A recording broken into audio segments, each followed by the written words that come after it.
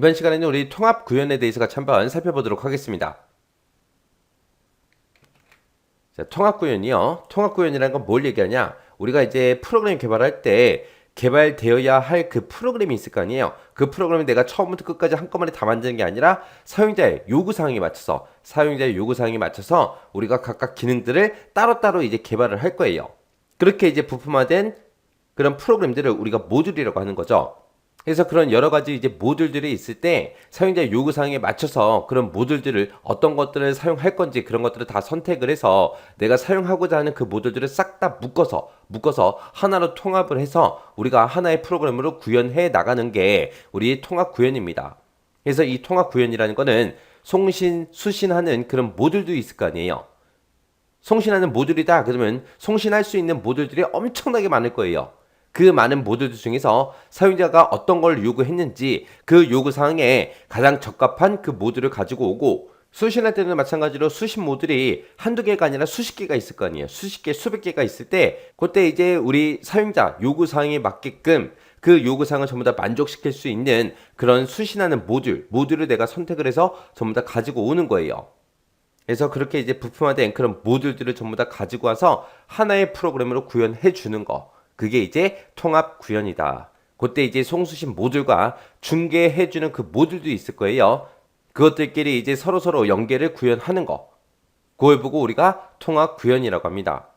자, 예를 들어서 이제 사람이 두 명 있다고 생각해 보세요. 자, 여기 사람이 한 명이 있고요. 그리고 여기도 사람이 한 명 있습니다. 근데 이 사람은 한글밖에 몰라요. 한글밖에 모르고 이 사람은 오로지 영어밖에 모릅니다. 근데 이 두 명의 사람이 서로 대화를 하려고 해요. 의사소통을 하려고 해요. 그때 이 사람이랑 서로 대화할 수 있다 없다? 없다. 그러면 이 사람이 두 명이 서로 원활하게 의사소통을 하게 하려면 중간에 누가 필요하다? 통역하는 사람이 필요하더라. 그러면 이쪽에 있는 한글만 할 수 있는 사람이 한국말로 뭐라고 얘기하면 이 중간에 있는 이 통역하는 사람이 뭔가 통역해서 영어로 이 사람한테 뭔가 물어볼 거예요. 물어보고 이 사람이 영어로 대답해주면 이 통역하는 사람이 그 얘기를 듣고 다시 한국말로 바꾼 다음에 한글로 다시 얘기를 해줄 거예요. 그렇게 이 통역하는 사람만 있으면 이 사람과 이 사람이 서로 의사소통을 할 수 있다고요. 뭔가를 주고받고 할 수 있다고요. 그때 이 한글만 하는 이쪽을 보고 우리가 송신 측이라고 생각을 하세요. 그리고 이쪽이 수신 측이요. 그때 중간에 누가 있어야 된다? 중개해주는 이 모듈이 필요하더라. 그러면 이 사람은 계속해서 송신만 하는 게 아니라 이 사람이 뭔가 물어볼 수도 있잖아요. 그죠? 그럼 이쪽이 수신 측이 될 수도 있는 거고 이쪽이 송신 측이 될 수도 있는 거예요.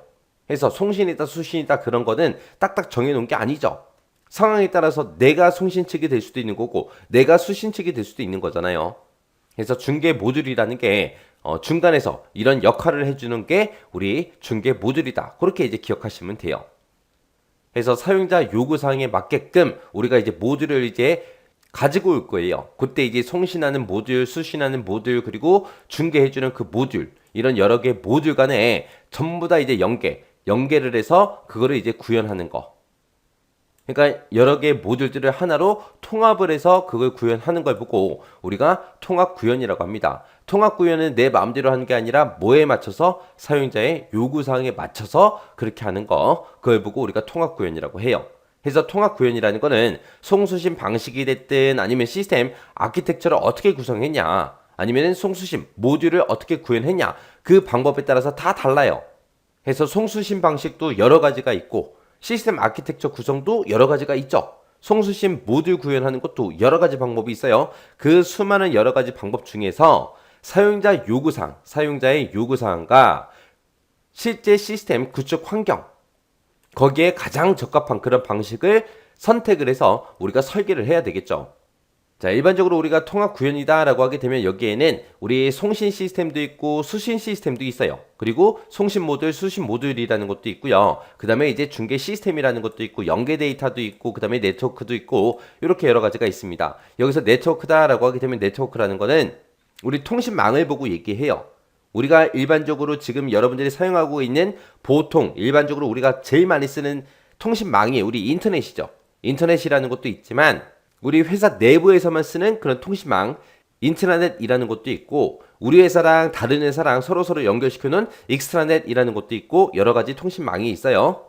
그런 통신망을 어떻게 할 거냐 그런 것도 우리가 결정을 해야 되고 상대방과 내가 이제 뭔가 데이터를 주고받을 때 그때 어떤 데이터를 어떻게 주고받냐 그게 이제 연계 데이터에 들어가는 거예요. 해서 이런 여러 가지로 이제 구성이 되는데 이 통합구현에 들어있는 이 구성 요소들을 조금만 더 자세히 살펴보자고요. 자, 통합구현 구성 요소요. 구성 요소에 보게 되면 송신 시스템과 모듈이라는 게 있고 수신 시스템과 모듈이라는 게 있고 이렇게 있습니다. 자, 얘네 먼저 좀 살펴보자고요. 송신 시스템이다라고 하게 되면 송신 시스템이라는 거는 데이터를 이제 생성도 해야죠. 상대방한테 보내주려면 생성도 해야 되고 보내기 위해서 이제 변환까지 해줘야 돼요.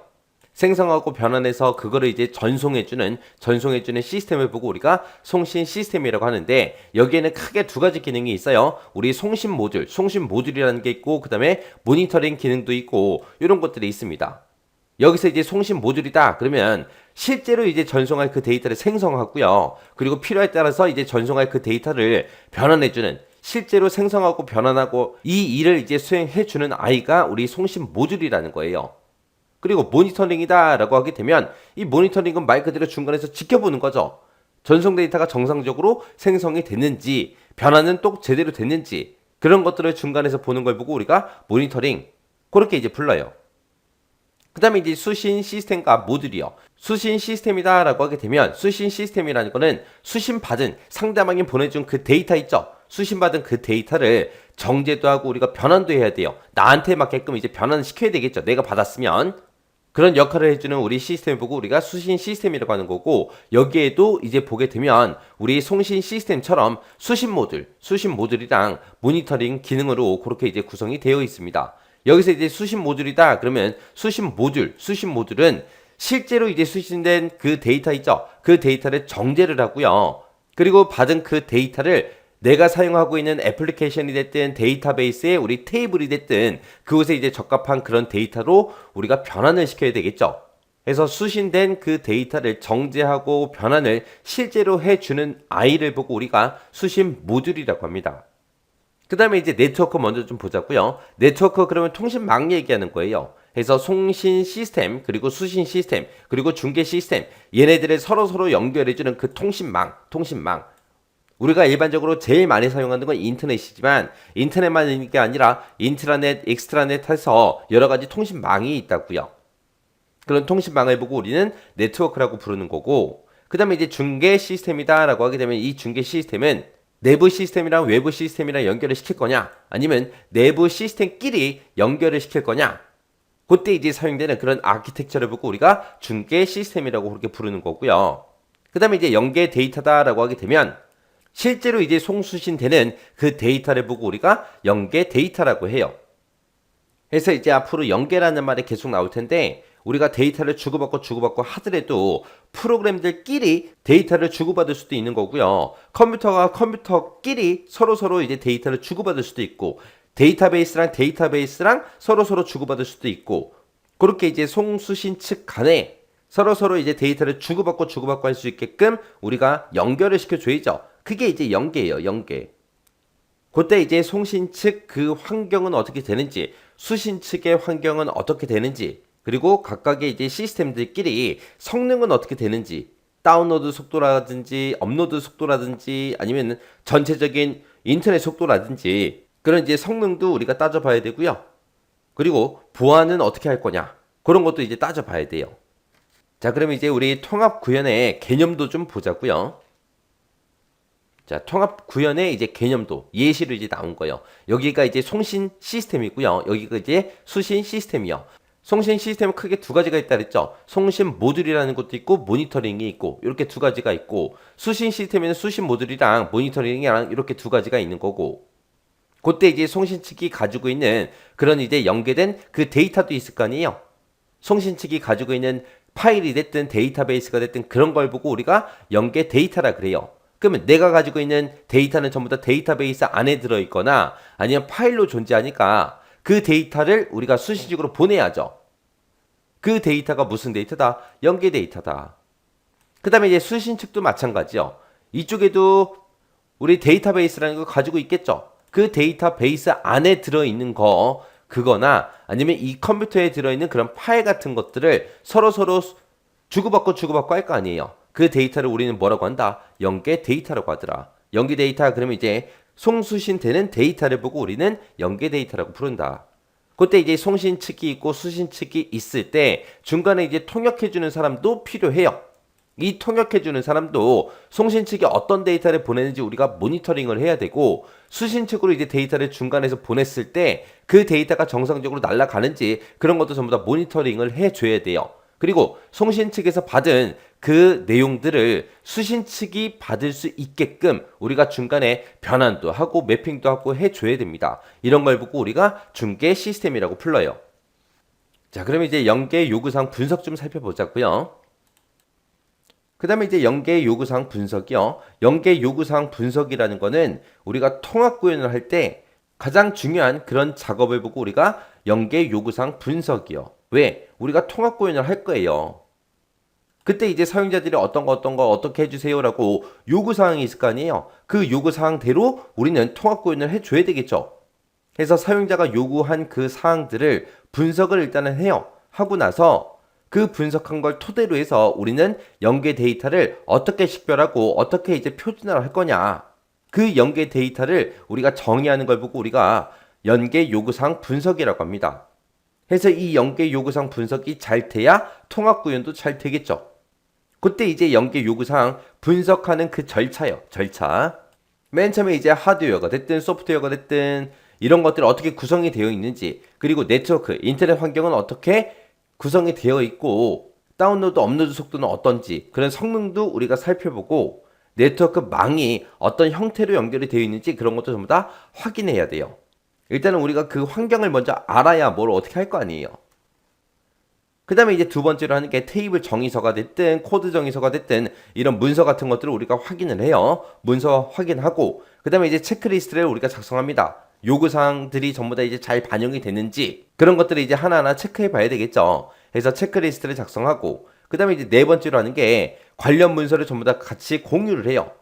공유하고 사람들한테 이제 인터뷰가 됐든 설문조사가 됐든 이런 것들을 해서 더 추가시킬 사항은 있냐 없냐 따져봐야 되겠죠.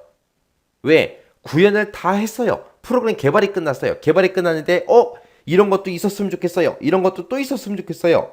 그러면 이제 머리가 아파지잖아요. 그래서 미리 한 번 더 사용자들이 또다시 이제 요구하는 사항이 있나 없나 그런 것들을 우리가 알아보기 위해서 인터뷰가 됐든 설문조사 됐든 이런 것들을 또 하는 거예요. 그리고 나서 이제 요구사항 정의서를 이제 작성하면 되겠죠. 이렇게 이제 요구사항 정의서가 이제 작성이 다 끝나고 나면 이걸 가지고 이제 실제로 우리가 설계를 하고 이제 구현을 하면 되겠죠. 이런 것들이 이제 연계 요구사항 분석이다. 그 분석 절차 기억하시면 돼요. 자, 연계 데이터 식별 및 우리 표준화 절차요. 자, 여기 보게 되면 이제 5단계로 나눠지는데 첫 번째 거부터 이제 하나씩 살펴보자고요. 자, 첫 번째 거 보니까 연계 범위 및 항목 정의라고 되어 있습니다. 이게 뭘 얘기하냐? 자, 지금처럼 이런 이제 사원이라는 테이블이 있다라고 우리 가정을 좀 해보자고요. 자, 요 테이블에 보게 되면 지금처럼 4번이다, 이름이다, 전화번호, 생년월일, 주소, 부서 코드다, 직급 코드다, 그 다음에 연봉이 얼마인지 아니면 기본급은 얼마인지 수당은 어떻게 되는지 그런 것들이 모든 정보들이 다 들어있을 거예요. 개인정보들이 엄청 많이 들어있겠죠. 근데 그런 개인정보들을 함부로 다른 사람한테 넘겨주면 돼요? 안 되겠죠. 그 사람이 우리 회사 사원에 이제 뭐가 필요한지 어떤 정보가 필요한지 그것만 이제 알아내서 그 데이터들만 이제 상대방과 내가 주고받고 하면 돼요. 만약에 우리 사원 테이블에 이런 항목들이 있는데 이런 항목들이 만약에 20개, 30개 있다고 생각해 보세요. 근데 이제 상대방이 요구하는 거는 어떤 사원이 직급이 뭔지가 궁금해요. 그것만 물어봤는데 이 모든 것들을 다 보내줄 필요는 없잖아요.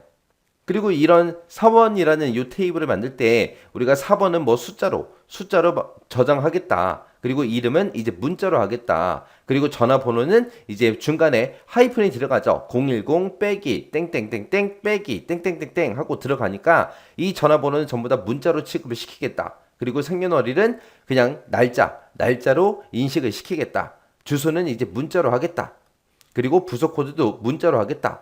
그리고 직급도 우리 문자로 하겠다. 그런 식으로 해서 전부 다 정의하겠죠. 그리고 4번 같은 경우는 숫자 4자리로 돼 있습니다. 이름은 뭐 4글자인 사람도 있으니까 또 외국 사람들이 있을 수 있으니까 이름은 최대 15글자로 그렇게 이제 하겠다. 전화번호는 개수가 정해져 있죠. 해서 중간에 하이픈까지 전부 다 포함시켜서 13자리로 그렇게 이제 저장되게 하겠다.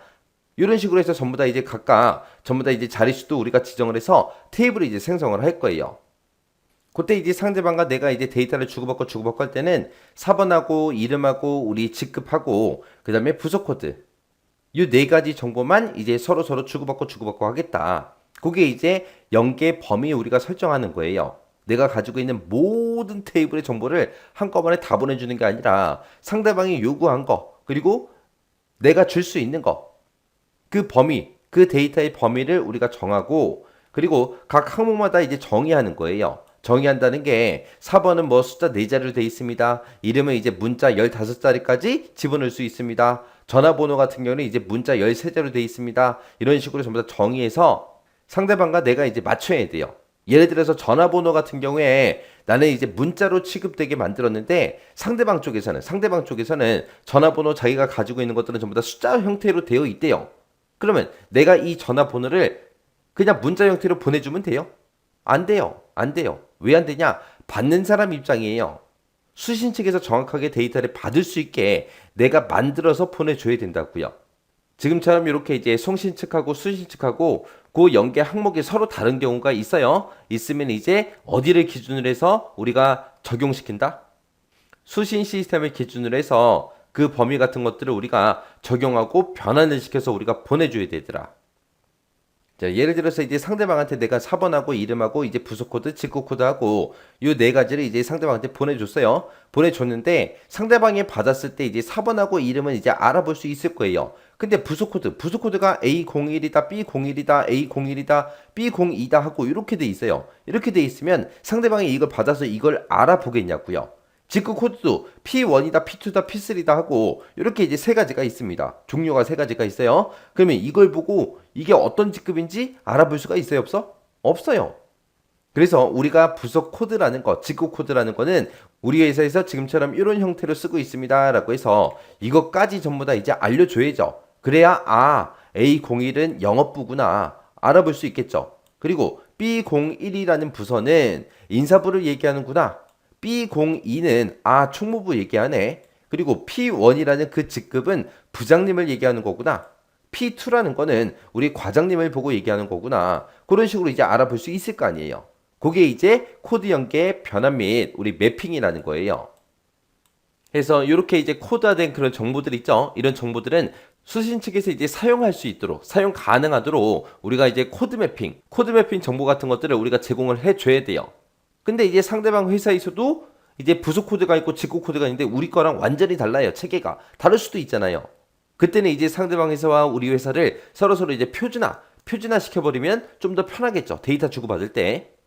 그 다음에 이제 세 번째 게 우리 연계 데이터 식별자와 변경 구분을 추가한다라고 써져 있습니다. 여기서 이제 식별자라는 거는 우리 이 사원이라는 이 테이블을 봤을 때 우리 회사에 들어있는 각각의 직원들을 전부 다 구분하기 위해서는 우리가 뭘 사용하면 돼요? 4번을 이용해서 우리가 서로 어떤 사람이 어떤 사람이다. 그걸 이제 구분할 수 있겠죠. 식별할 수 있겠죠. 그래서 4번이 이제 식별자다. 그리고 이런 테이블이 있을 때는 얘는 이제 부수 코드가 식별자다. 그리고 이런 테이블이 있을 때는 직구 코드가 식별자다 하고 식별자가 뭔지 정확하게 추가를 시켜줘야 상대방이 받아봤을 때 그걸 알아볼 수 있겠죠. 그 다음에 이제 변경 구분을 추가한다라고 했는데 얘는 이제 송신 측의 데이터가 있을 거 아니에요. 그걸 이제 수신 측에 반영하기 위해서 수신 측 테이블에다가 이제 어떤 데이터를 이제 추가하면 됩니다. 수정하면 됩니다. 삭제하면 됩니다. 그런 것들을 이제 식별해주는 그런 구분 정보를 우리가 추가하는 걸 보고 우리가 변경 구분 추가라고 합니다.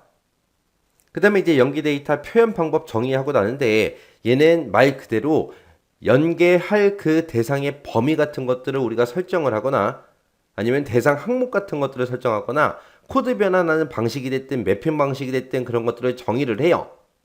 정의를 해서 우리가 연계 데이터를 구성하는 걸 보고 얘기하는 거예요. 그 다음에 이제 연계 정의서 및 명세서 작성하고 돼 있죠.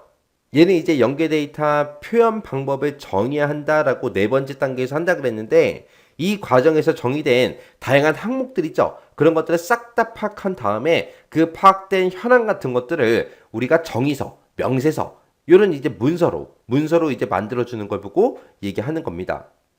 자, 그럼 이 내용 좀 정리 한 번만 하자고요.